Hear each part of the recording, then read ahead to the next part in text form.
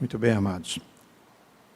E eu creio que um dos aspectos mais importantes da lição de hoje foi nós aprendermos na palavra de Deus que se Deus é suficiente, nada mais é suficiente. Só Ele é suficiente. Ele é soberano, o amor dele é tremendo, de acordo com a palavra de hoje de amanhã, não dá para medir, não dá para compreender, vai além da nossa compreensão, mas é real. Nós podemos usufruir, podemos aproveitar os resultados dessa presença e ter paz, segurança, ainda que tudo aquilo que nós buscamos nesta vida não possa oferecer a nós nenhuma segurança, mas nós buscamos porque está do nosso alcance. Então, por isso, nós precisamos refletir sobre o retorno sempre ao Senhor. Querer estar na presença de Deus. E se alguma coisa na nossa vida atrapalha o nosso estar na presença dEle, então nós precisamos rever, consertar, buscar perdão, conserto, renovar as esperanças no Senhor, para que nós possamos continuar, né? E Carol se empolgou, né, Carol? Se empolgou, avançou um pouquinho no horário. Quase que não deu para chegar aqui a tempo para o culto, Carol.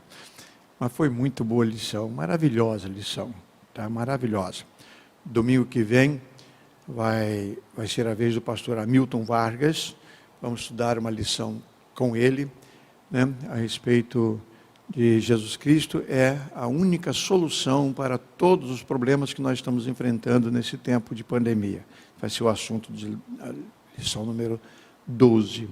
Então vamos nos preparar durante a semana e vamos continuar nos aprofundando na palavra, porque é a única maneira que nós temos para reforçar a nossa esperança. Um item também da lição bastante interessante é que quando nós cremos que estamos na presença do Senhor, essa presença produz em nós segurança, uma certa tranquilidade, uma certa paz que nos dá condições de lidar com os outros assuntos que nos amedrontam, né, que nos assustam. Então nós precisamos buscar em Deus essa condição. Amados, domingo que vem, se tudo der certo, né, caminhar do jeito que está caminhando, nós estaremos retornando ao culto presencial, ao auditório que já está todo preparado para receber os irmãos, tá? E assim que terminar o culto desta manhã, eu precisava me reunir com o Igor, Rafael, os irmãos aí da mídia, para a gente acertar alguns detalhes relacionados ao próximo domingo, alguns acertos para a gente comunicar hoje à noite como vai ser a dinâmica do retorno, tá? Então, aguardem o culto de hoje à noite, nós vamos dar mais orientações. Entretanto, continua o culto, a programação infantil hoje, às 18, terça-feira, atividade dos adolescentes, união dos fortes, quarta-feira, o culto de oração, ainda transmitido aqui, né, ao vivo, e a partir, então, de domingo que vem, nós estaremos seguindo uma outra dinâmica, e eu conto com as orações dos irmãos, tá? Quero anunciar aqui que vai ser repetido o bazar, né, o bazar social, sexta-feira, dia 18, de 9 às 15, tá? E eu vi que na quarta-feira passada, na quinta-feira, quando foi anunciado o bazar na sexta, alguém disse, o pastor anunciou no sábado, né? E alguém fez um comentário lá que é o costume, né? O costume, mas não foi o meu costume, não. Eu estou aqui com um papelzinho do anúncio de que me colocaram aqui dentro da minha Bíblia na quarta-feira passada. Está aqui, que seria sábado, inclusive dia 11, tá? Então, olha só, é sexta-feira, dia 18, de 9 às 15, o bazar social. E vamos então promover esse trabalho, tá? Os aniversariantes de hoje, tá? Irmã Jaciara Gomes Pedro, Regina Pimentel, já mandei um áudio para ela. Rafael de Azevedo Campos, que Deus possa abençoar esses irmãos. Os aniversariantes de ontem não consegui conversar com eles. Irmão Jupiterino, né? E também a irmã Jéssica Andrade. Então, que Deus esteja abençoando também esses aniversariantes de ontem, tá? Não se sintam homenageados pela igreja e por todos nós, tá bom? A campanha de cesta básica continua, o apelo, né? E pedimos o apoio dos irmãos, as orações e, sobretudo, as orações também pelas pessoas que estão hospitalizadas, tá? O senhor Serafim, lamentavelmente, veio a óbito, era um vizinho que eu tinha lá, perto da minha residência, e vamos orar para que Deus esteja consolando o coração da esposa. Precisamos continuar orando pelo André, irmão da Nilceia, dona Esmeralda, a mãe do Tiago, dona Erli, a avó de Carlinhos. Marco Aurélio está melhorando, graças a Deus, Marquinho está melhorando. A doutora Adriane e família, graças a Deus, já está totalmente liberado.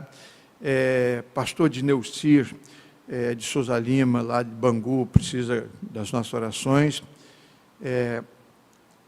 Quarta-feira eu pedi orações pelo Ricardo. Ricardo é um senhor aqui que vem com a sua esposa, eles não são membros da igreja, mas visitam, vem com os netos, inclusive, e ele teve um infarto, está internado lá em Macaé, mas ontem eu estive conversando com a esposa dele, já está, graças a Deus, já está no quarto, e se tudo der certo, logo no início da semana terá alta. Tá? Então, que Deus abençoe lá o Ricardo e a sua recuperação. Ok? São esses os nossos pedidos. E nessa manhã, como vocês já puderam ver, nós estamos refletindo sobre a igreja dos sonhos, do sonho de Jesus. Tá? Hoje à noite, nós vamos continuar a série sobre a pessoa de Jesus e com o tema Se o Filho vos libertar. Conto mesmo com as orações dos irmãos. Tá? Sobre o andamento das estatísticas relacionadas à pandemia, tá? Eu disse que nesse domingo nós estaríamos avaliando aí as 2 últimas semanas e os resultados são bastante positivos para o retorno, tá? E nas últimas 2 semanas nós tivemos uma queda no número de óbitos de 24,5%, tá? Isso dá uma média de menos 4.000 e poucas mortes por mês. É uma queda considerável, mas ainda continua, né? Morrendo muita gente. Nós vamos continuar orando pela recuperação. E se esse percentual, por exemplo, se repetisse agora nessa quinzena, então nós iríamos para um número bastante... né? Nós estamos orando por isso. Gostaria que os irmãos continuassem orando para que continue caindo, especialmente o número de taxa de pessoas novas, né, casos de infecções, para que a gente consiga realmente debelar esse mal e que Deus, no fim de tudo, seja glorificado. A mensagem de hoje eu já preguei aqui nessa igreja, e creio que em todas as igrejas do projeto Igreja de Cada Bairro, porque fez parte do meu programa de preparação das congregações para organizar a igreja. Então, eu inseri essa mensagem, esse estudo, na série de orientações que passo às igrejas, às congregações e depois igrejas filhas, quando me convidam para pregar. Tá?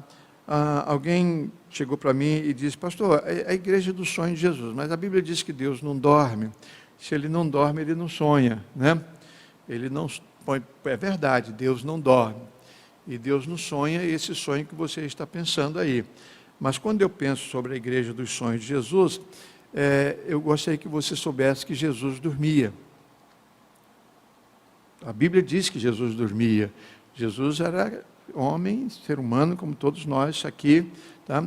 E tem até uma passagem que Jesus estava dormindo lá no barco, vocês lembram? Que os discípulos foram lá e acordaram Jesus, o barco estava correndo o risco de afundar, acordaram Jesus. O Jesus, homem, dormia. E quando Jesus dormia, com certeza ele sonhava.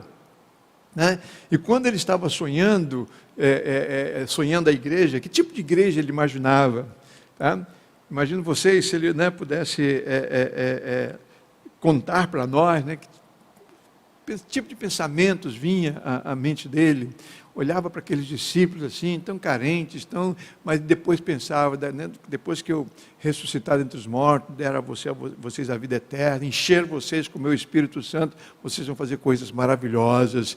E isso devia provocar grandes sorrisos internos, né, em Jesus, sensações muito boas. Mas ainda não é esse sonho que eu estou mencionando, sonho que a gente sonha quando dorme. Tá? Eu só quero lembrar aquele irmão que disse que Deus não dorme, mas Jesus, o Filho de Deus, quando ele estava entre nós, carne e osso, ele dormia.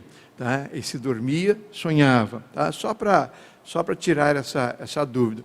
Mas quando nós pensamos sobre a igreja do sonho de Jesus, a igreja que ele idealizou, quando ele planejava a igreja, que tipo de igreja ele planejava? Tá? Que tipo de igreja ele pensava? Né? Como é que essa igreja vai se comportar? Como essa igreja vai se ver no mundo? Né? No mundo de paz, um mundo onde o evangelho vai poder ser pregado escancaradamente, mas também no mundo de perseguições, no mundo em que a igreja vai ter que, por ser perseguida, vai ter que viver escondida, vai ter que fazer cultos nos cemitérios, nas catatumbas, escondido nas matas. Né? Como é que a igreja, como é que a minha igreja vai se comportar? Né? E como é que a igreja vai se comportar num tempo de pandemia, lá no ano 2020, quando acontecer? Né? Como é que a minha igreja, como é que essa igreja vai sobreviver àquele tempo? Vocês podem ter certeza que ele pensou em tudo isso. Ele é onisciente, para ele não existe passado, presente e futuro. Né? Então, quando ele idealizou a igreja, ele idealizou uma igreja à prova de fogo, à prova do tempo, à prova d'água. Ele idealizou uma igreja que pudesse atravessar os séculos. Isso fica claro para mim em 3 passagens bíblicas. Tá? A primeira é Mateus, capítulo 16, versículo 18, quando ele diz que edificarei a minha igreja e as portas do inferno não prevalecerão contra ela. Para mim aqui Jesus está sonhando, está idealizando a igreja. Edificarei. Ele edificaria, ainda não estava edificado, ainda não está edificada. Tá? Ele está edificando a igreja. Então, em primeiro lugar, nesse versículo, o Senhor Jesus deixa claro as suas intenções relacionadas à igreja. Edificarei a minha igreja e as portas do inferno não prevalecerão contra ela. O segundo texto para mim que fala sobre a igreja idealizada por Jesus é a igreja que está no livro de Atos dos Apóstolos. Tá? Aquela igreja que ao nascer, nasceu daquele jeito. Uma igreja com todas as dificuldades que todas as outras igrejas de todas as épocas teriam, tá?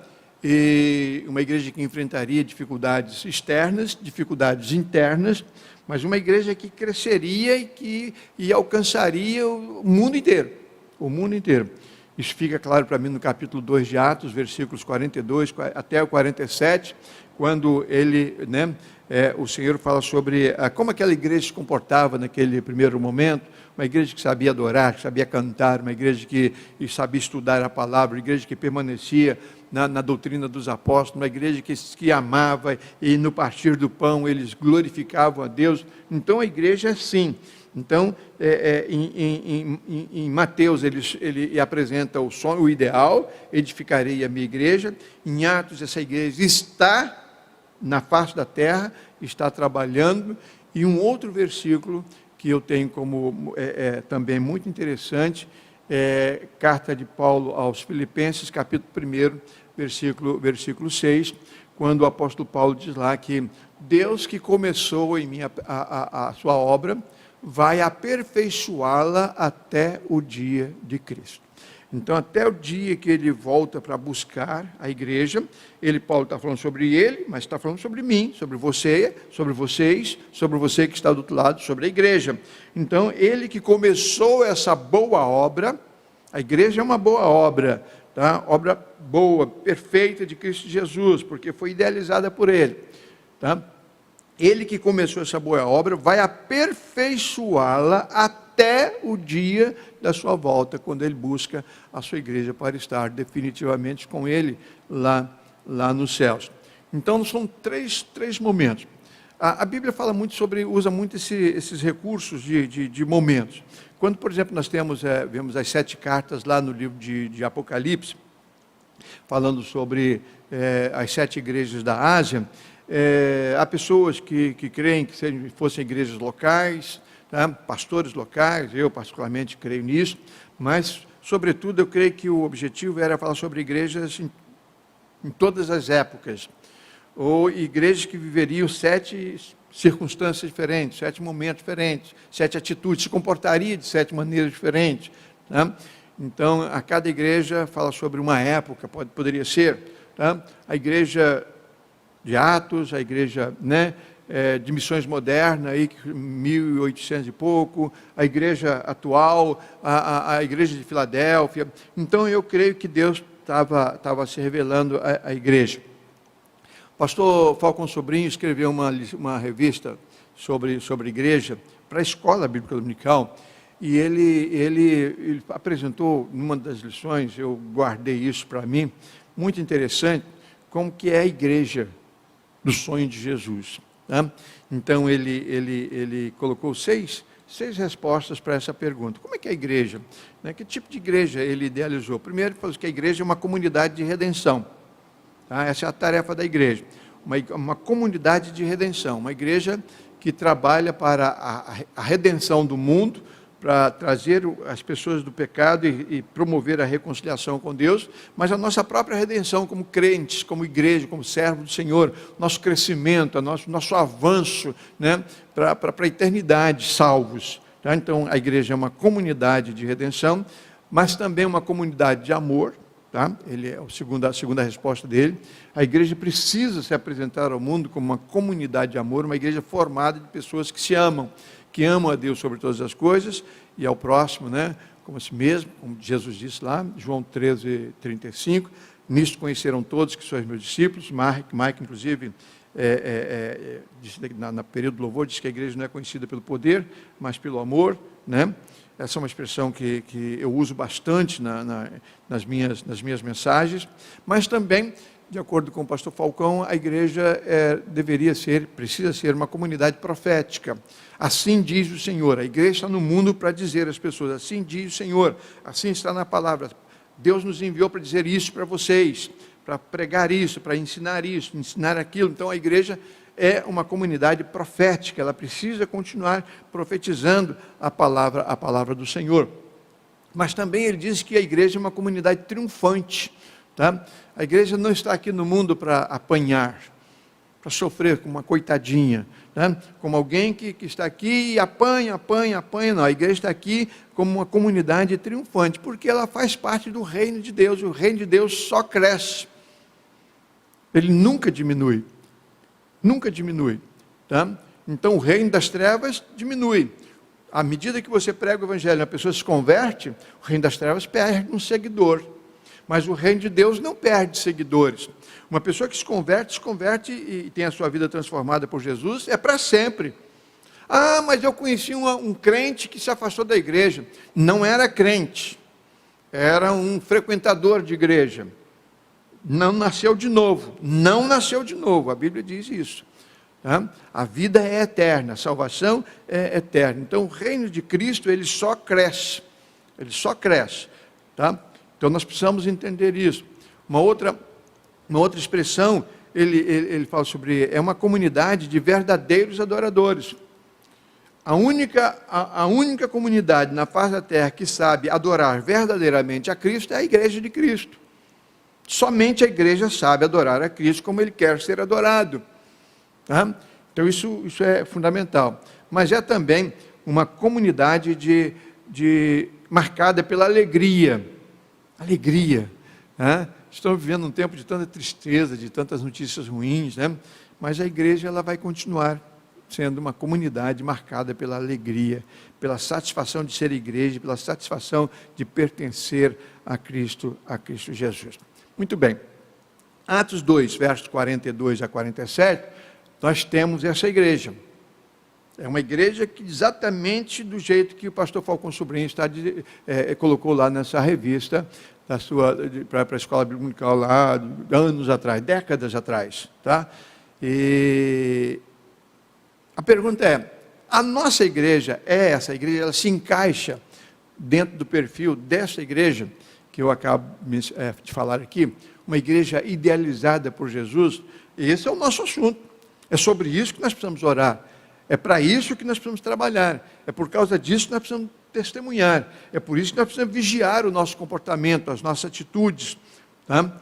E vigiar individualmente, porque é a minha vigilância individual, a sua vigilância individual, que torna a nossa igreja mais saudável num tempo como esse. Existe um escritor chamado Robert Dale. Ele escreveu um livro, Sonhar Outra Vez. Ele fala sobre a necessidade de a gente sonhar sempre. A igreja não pode parar de sonhar, tá? Ela não pode se sentir satisfeita, tá? Ela precisa continuar planejando o seu crescimento, planejando a sua expansão, planejando a sua redenção, planejando, né, como ela vai se apresentar ao noivo quando o noivo retornar. E ele usa o sistema de gráficos, né, de vetor.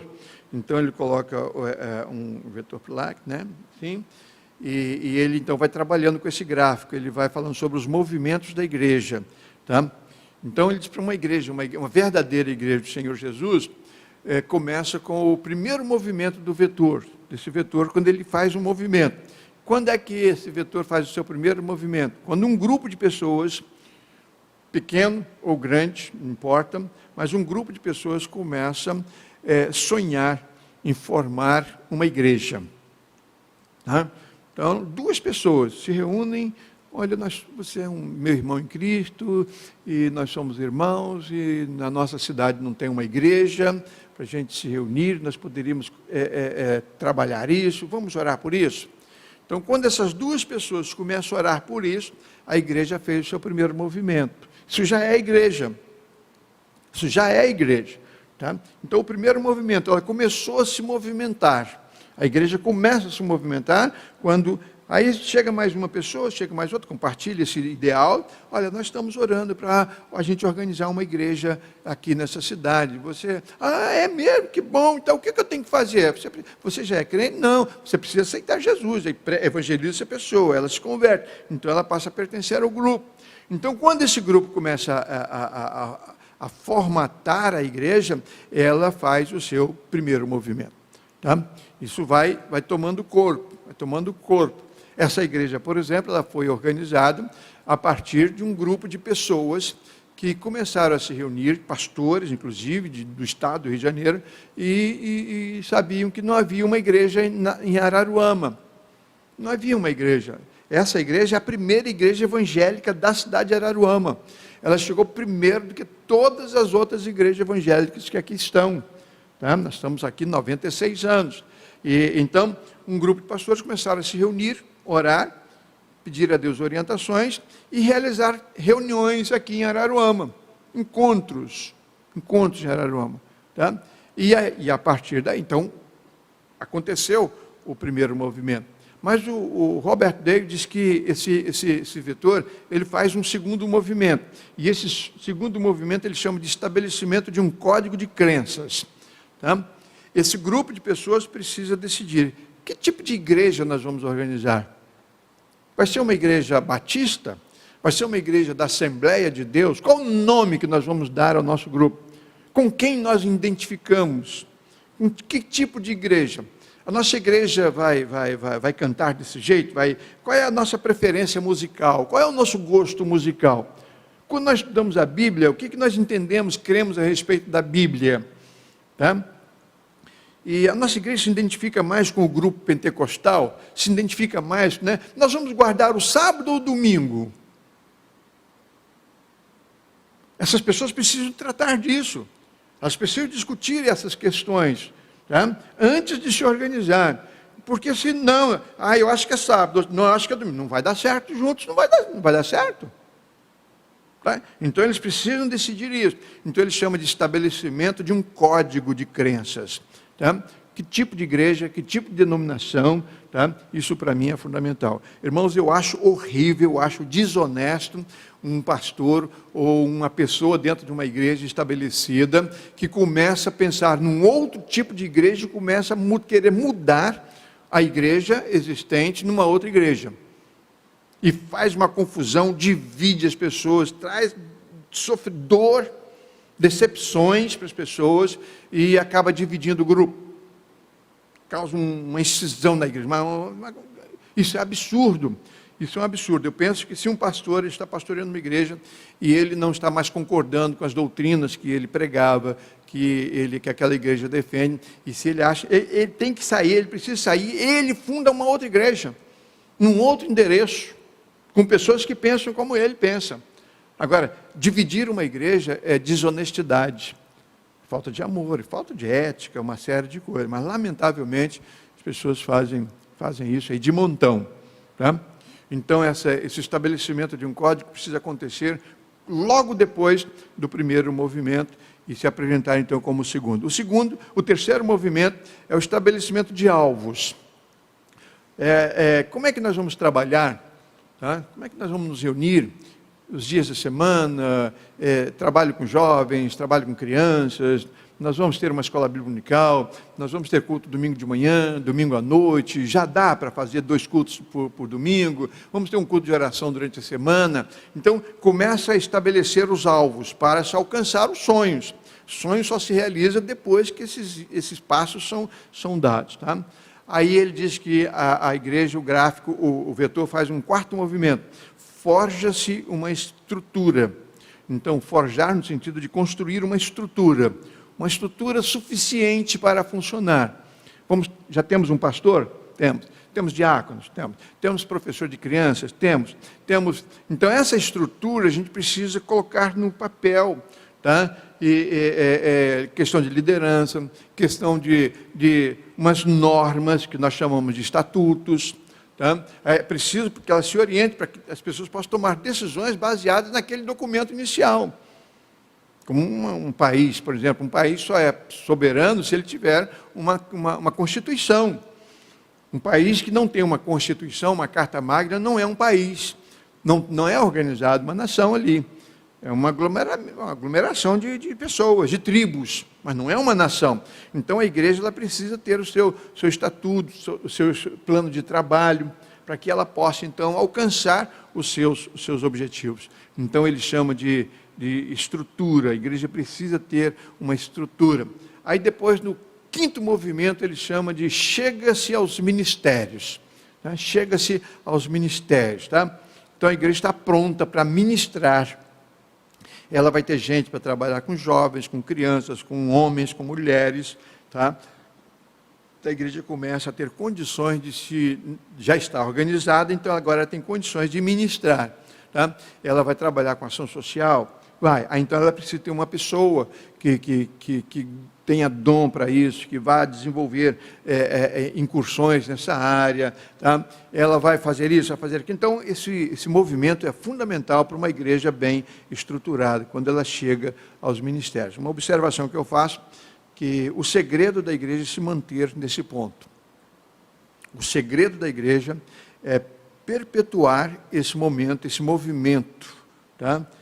Não que ela vai estagnar, mas ela vai continuar investindo, ela vai continuar trabalhando. Se isso não acontecer, se a igreja não continuar ministrando aquilo que tem para ministrar, ela emperra. Ela passa a viver de tradição, ela passa a viver... Isso acontece muito, irmãos. Uma igreja que fica estagnada, ela fica, né? E ela vai... Aí o gráfico faz um outro movimento, que é natural. E Robert Day chama esse movimento de nostalgia. É um movimento nostálgico, né? E a igreja que não se renova, ela não se contextualiza, ela emperra. Então ela passa a viver do passado. Ela passa a viver da sua história. E os questionamentos começam, né? Não se faz mais igreja como antigamente. A nossa igreja, quando ela nasceu, era tão boa, os irmãos eram tão fervorosos, a gente orava mais, a gente cantava hinos mais bíblicos, tá? E a gente fazia isso, a gente fazia aquilo, né? Os pastores, não se faz mais pastor como antigamente, tá? E o nosso pastor, vocês lembram do nosso primeiro pastor? Ele andava em lombo de burro, ele pastoreava 5 cidades ao mesmo tempo, que homem trabalhador. Hoje não, o pastor tem carro, o pastor tem tudo, né? Tem pastor que tem até avião e tal. E então são os questionamentos. São os questionamentos, tá? E isso é nostalgia, né? E a ausência do discipulado na igreja promove isso. Leva a igreja a estagnar, tá? Aí acontece o que ele chama de o 7º movimento, a questão da dúvida. O questionamento já é criado, já é provocado pela dúvida, né? E esse movimento dos questionamentos, né? Será que a nossa igreja está certa? Será que a nossa igreja não está extremamente tradicional? Será que nós não deveríamos buscar uma renovação? O movimento de renovação espiritual surgiu por causa disso. Começa a questionar, né? Será que as nossas doutrinas estão corretas? Porque se nós caímos nesse marasmo, a nossa igreja não vai a lugar nenhum, né? Ninguém mais se converte na nossa igreja, a gente não faz mais batismo, o trabalho com criança não funciona, que os jovens estão tudo na rua, no mundo, né? E o que está acontecendo? Será que aquela igreja que organizou tão pouco tempo está tão grande, está tão cheia? Será que eles estão mais certos que nós? Será que eles estão mais certos que nós? Então, esses questionamentos, elas começam a deteriorar a igreja. Aí, se você não tomar cuidado, a igreja faz mais um movimento, que ele chama de morte. A morte da igreja. A morte da igreja. Mas você... Pastor, você não disse que a igreja foi edificada para... Não foi eu que disse, não. Foi Jesus quem disse. Não me coloque nesse bolo aí. Edificarei minha igreja, esse assunto de Jesus. A igreja de Jesus não morre. Mas uma igreja local que dá esses passos e se permite cair no sentimento nostálgico e começa a se autocriticar e não toma nenhuma decisão para um renovo espiritual... Isso é coisa dos homens, não tem nada a ver com Deus. E esse tipo de igreja fecha as portas. Existem centenas de templos, né, europeus que já eram templos lotados de pessoas e que hoje são shopping centers, né, boates. E nos Estados Unidos também está acontecendo, tá? É lamentável, igrejas fecharam as portas. Então, se uma igreja não tomar cuidado, sabe por quê? Se você questiona o sonho, você questiona o sonhador, e o sonhador da igreja é Cristo. Aí você passa a questionar o próprio Deus. Deus não está mais com a gente, Jesus Cristo não ama mais a igreja, Jesus Cristo não está mais entre nós, Ele nos abandonou, vamos seguir o nosso rumo, vamos voltar a pescar. Como disse Pedro lá, vamos voltar a pescar. Vamos voltar a pescar. E a igreja então começa a se envolver com outras coisas. Lucrar com programa de televisão, lucrar com venda de CDs, lucrar com programas, com shows. Com shows, ela passa a sobreviver a desses itens. Itens que não estão relacionados com a igreja verdadeira do Senhor Jesus Cristo. Tá? Então é aí que a igreja tem que tomar muito cuidado. E o fim da igreja, as divisões. Vai um pouco para cá, cada um vai se identificando com outros grupos, e a igreja vai se dividindo, e se ela não tomar cuidado, ela fecha as portas. Eu me lembro quando eu peguei aqui o livro de Atos dessa igreja, quando tomei posse, tá? Isso há 23 anos atrás, pude verificar que a igreja havia perdido membros para 8 denominações diferentes dessa cidade. Pelo menos 8 denominações diferentes dessa cidade levou membros dessa igreja para lá. Alguns depois voltaram, mas a maioria permaneceu. Então, a igreja, se ela não tomar cuidado, ela acaba trabalhando para alimentar, fornecer membros para outras igrejas. Tá? A gente evangeliza, as pessoas se convertem, outras igrejas batizam, outras igrejas levam para trabalhar lá. Tá? E isso é lamentável. Então a pergunta é, em que ponto desse gráfico nós nos encontramos? em que ponto desse gráfico nós nos encontramos. Então, o que fazer? Nós precisamos voltar para o texto. E aqueles 3 textos que eu mencionei. Primeiro, disse Jesus: edificarei a minha igreja. A igreja precisa se autoproclamar igreja de Cristo. Não é do seu fundador local, o seu atual pastor. A igreja é de Cristo. Isso é fundamental. A igreja de Cristo. A igreja de Cristo orienta pela doutrina dos apóstolos. Então vamos para Atos 2. Vamos buscar na palavra, na Bíblia Sagrada, as doutrinas para a orientação da igreja. Vamos buscar lá. Tá? E entendendo que aquele Cristo que começou a boa obra vai aperfeiçoá-la. Então ele, se ele estiver no controle de novo da igreja, ele vai aperfeiçoar aquela igreja. No caso, a nossa igreja. Ele vai nos aperfeiçoar cada vez mais para a honra e glória do nome dele. Então eu gostaria que vocês pensassem, uma igreja saudável, num tempo de pandemia, é uma igreja assim. A igreja de Mateus 16, 18, de Atos capítulo 2 e de Filipenses 1, 6. É essa a sua igreja? É assim que você se autodenomina? Eu gostaria que você pensasse nisso, né? Porque Deus tem planos para nós, para a nossa igreja. E quando terminar essa pandemia, nós precisamos retornar aos cultos presenciais do mesmo jeito, com a mesma ênfase, com a mesma paixão que nós estamos vivendo nesse momento de isolamento. Pessoas estão distantes, pessoas telefonando e reclamando: quando é que vamos voltar? Precisamos voltar, eu quero voltar, posso ir hoje à noite? Não, vamos com calma e tal. Eu gostaria que a nossa igreja, quando retornasse para os cultos presenciais, tão apaixonada quanto está agora distante. Amém? Que Deus nos abençoe. E eu escolhi então um hino para esta manhã, para cantar com vocês, que é um convite, né? Vem à igreja. Vamos à igreja, vamos adorar o Senhor e falar dessa alegria que nós temos em estarmos com a igreja reunida, ainda que aqui e vocês lá, mas a igreja continua a mesma, a igreja não fechou as suas portas. Que Deus nos abençoe. Vamos cantar em 382 do Cantor Cristão.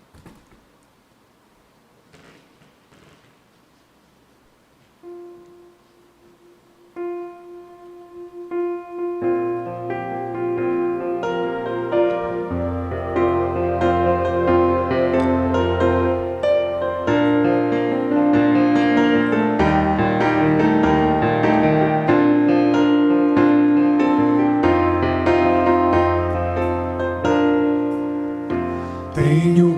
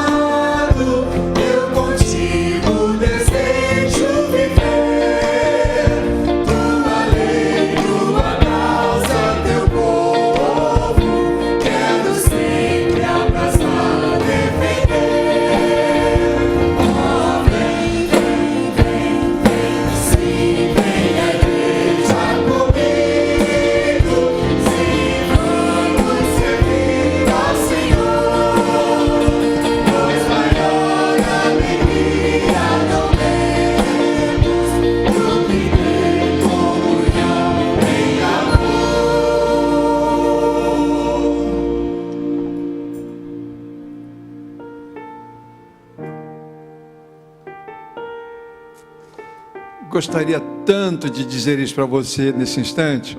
Vem à igreja comigo hoje à noite. Gostaria mesmo, tá? Mas ore por isso. Deus está abençoando. Logo, logo eu vou poder externar esse desejo do meu coração. E que Deus nos abençoe a todos. Que a nossa igreja continue avançando, trabalhando, sobretudo orando mesmo, para que Deus faça a vontade dele se estabelecer nas nossas vidas. Amém? Querido Pai, eu quero te agradecer, ó Deus, pela existência da tua igreja. Eu quero te agradecer, ó Deus, pelo privilégio de pertencer à tua igreja, de poder, ó Deus, trabalhar também na tua igreja. Muito obrigado. E agora, Deus, quando nós estivemos estudando sobre a tua palavra, o que a tua palavra diz sobre a igreja, dos sonhos, dos teus sonhos, eu quero te pedir, ó Deus, conserve esta igreja. Ajuda, Senhor, a tua igreja espalhada por esse Brasil, espalhada por esse mundo afora, que a tua verdadeira igreja se estabeleça cada vez mais, que ela continue glorificando o teu nome através do seu testemunho. Fica conosco, Senhor, abençoa-nos e ajuda-nos, ó Deus, ao retorno, ao culto presencial. Fica conosco, em nome de Jesus. Amém, Senhor. Amém. À noite, se Deus permitir, se o Filho vos libertar, né? Então vamos orar por isso também e vamos estar juntos mais uma vez. Que Deus abençoe. Tenham todos um bom dia.